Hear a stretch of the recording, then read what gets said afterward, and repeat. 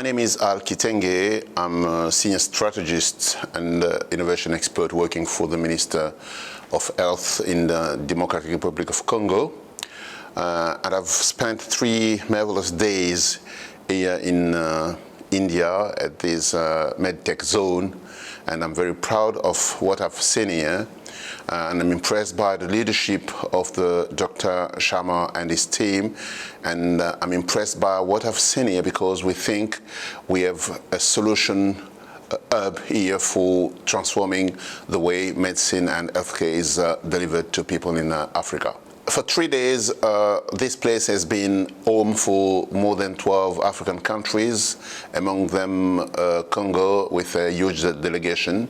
We have shared experience among these 12 African countries, but together with the center itself, and then we've learned a lot about how science is made together with funding and people and discipline and delivering innovation to the Indian healthcare system.